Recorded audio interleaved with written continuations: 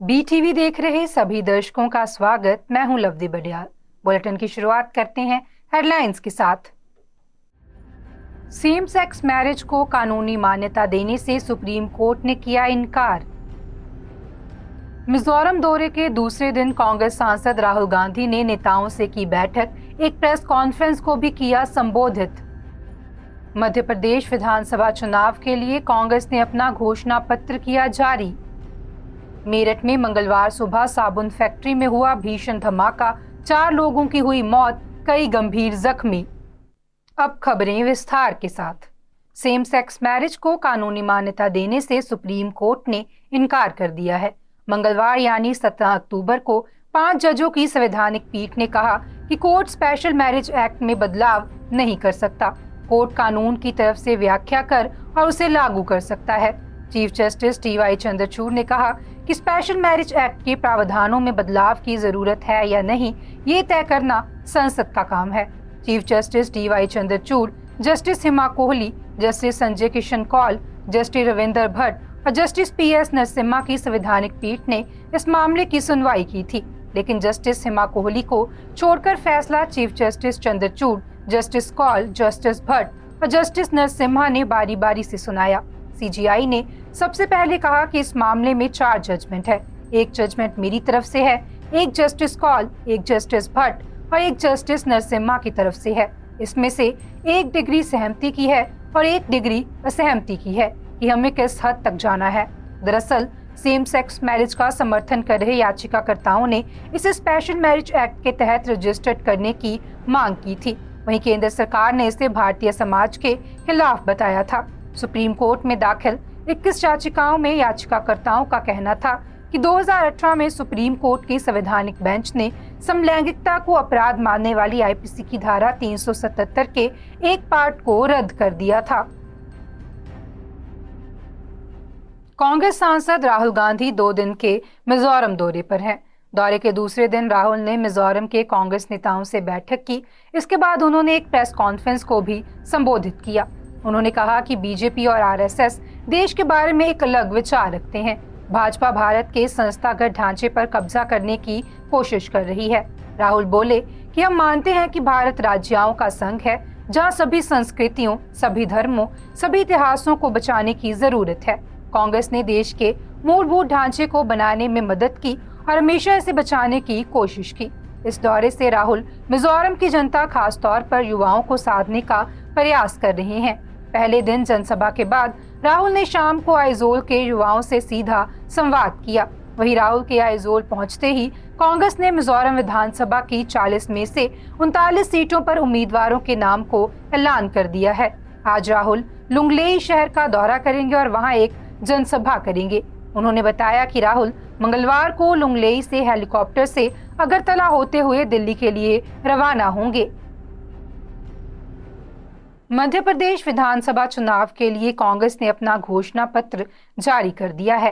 बता दें कि भोपाल में रविंद्र भवन के पुराने ऑडिटोरियम में दोपहर 12 बजे पीसीसी चीफ कमलनाथ, वचन पत्र समिति के अध्यक्ष राजेंद्र कुमार सिंह ने वचन पत्र जारी किया।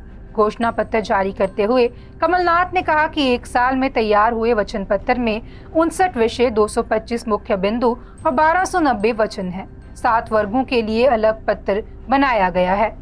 घोषणा पत्र में यूथ, किसान, शासकीय कर्मचारी, अनुसूचित जाति, अनुसूचित जनजाति और पिछड़ा वर्ग कल्याण और खुशहाल परिवार को लेकर घोषणाएं की गई हैं।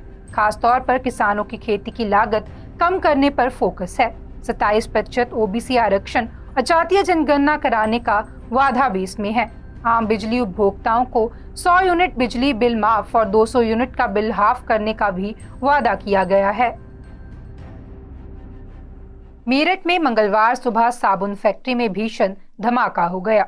धमाके में 4 लोगों की मौत हो गई, जबकि मलबे में दबे 10 मजदूरों को रेस्क्यू टीम ने बाहर निकाला। इनमें कई की हालत गंभीर बताई जा रही है। ब्लास्ट इतना तेज था कि पूरी फैक्ट्री धराशायी हो गई और आसपास के 4 मकान भी क्षतिग्रस्त हो गए। 30 मिनट में 2 बार तेज ब्लास्ट हुआ, जिससे लोग दहशत में आ गए। मौके पर डीएम, एसएसपी समेत सीनियर अफसर भी पहुंचे। डीएम दीपक मीना ने बताया 10 लोग घायल हैं। एनडीआरएफ की टीमें मौके पर रेस्क्यू ऑपरेशन कर रही हैं। फैक्ट्री अवैध थी या नहीं, इन सब की जांच की जा रही है। बता दें कि लोहिया नगर में एक बिल्डिंग में साबुन फैक्ट्री चल रही थी। मंगलवार सुबह यहां 14 मजदूर काम कर रहे थे। सूचना पर पहुंची पुलिस, फायर ब्रिगेड की टीम और लोगों ने मलबे में दबे लोगों को निकालना शुरू किया था। महाराष्ट्र के अहमदनगर जिले में सोमवार को डीजल इलेक्ट्रिक मल्टीपल यूनिट यानी डेमो ट्रेन के 5 डिब्बों में आग लग गई। हादसा दोपहर करीब 3 बजे महाराष्ट्र के नारायण धोद स्टेशन के पास हुआ। आग से डेमो ट्रेन के 5 कोच पूरी तरह जल गए। बता दें कि घटना में किसी के हताहत होने की सूचना नहीं है। यात्रियों ने समय रहते डिब्बों से उतरकर जान बचा ली। रेलवे अधिकारियों ने बताया कि ये घटना तब हुई जब ट्रेन बीड जिले के आष्टी स्टेशन से पश्चिमी महाराष्ट्र के अहमदनगर की ओर जा रही थी। डेमो ट्रेन के डिब्बों में लगी आग की घटना के बारे में सीपीआरओ मध्य रेलवे डॉक्टर शिवराज मानसपुरे ने बताया कि दोपहर करीब 3 बजे लगी आग में कोई यात्री घायल नहीं हुआ है। उन्होंने कहा कि आग बुझाने के लिए अहमदनगर से दमकल गाड़ियों को बुलाया गया। आग लगने के कारण का तत्काल पता नहीं चल पाया है। फिरोजपुर में कांग्रेस के पूर्व एमएलए कुलबीर जीरा को पूरी प्लानिंग के साथ पुलिस ने गिरफ्तार कर लिया है। बता दें कि जीरा गिरफ्तारी से पहले सियासी हीरो बनने के लिए शक्ति प्रदर्शन की तैयारी में थे। कुछ खुलासों के भी दावे किए थे ताकि इन पर बहस हो, लेकिन पुलिस ने ये मौका नहीं दिया।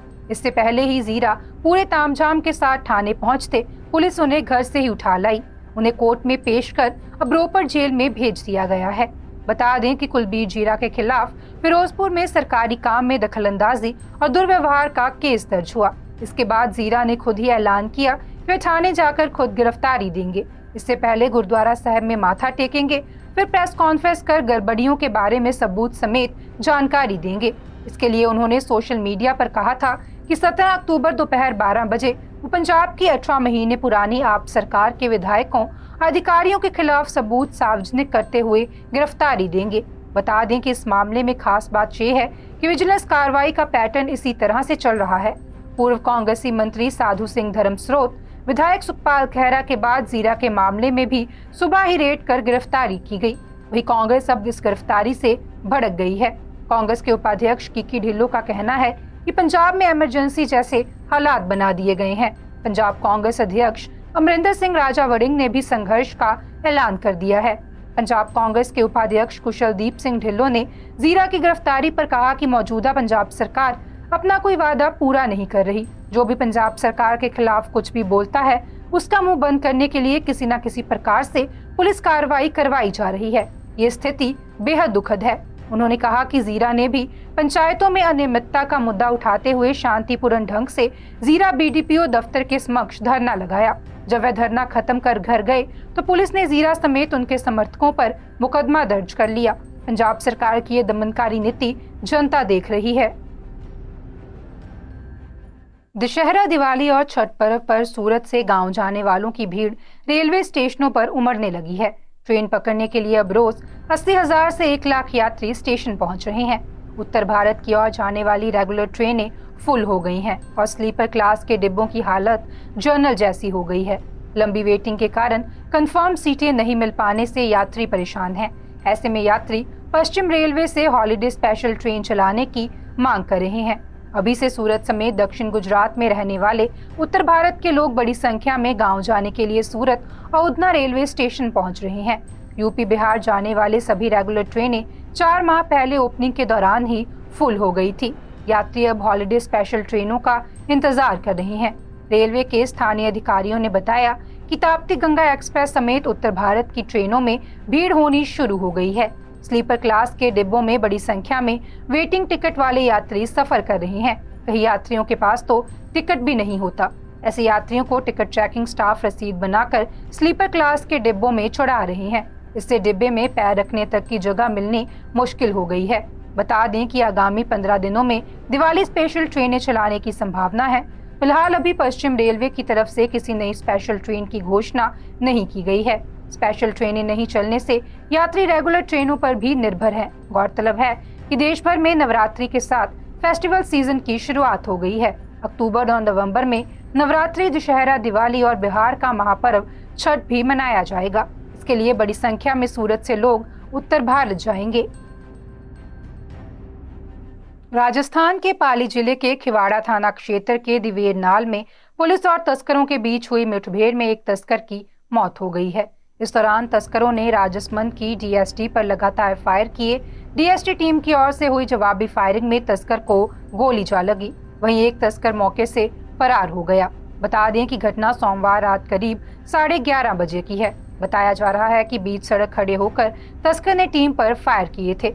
इससे पहले राजसमंद से पाली बॉर्डर करीब 4 किलोमीटर तक पंच इनोवा दौड़ाई थी। घटना की जानकारी मिलने के बाद पुलिस भी मौके पर पहुंची और पूरे एरिया को सीज किया गया है।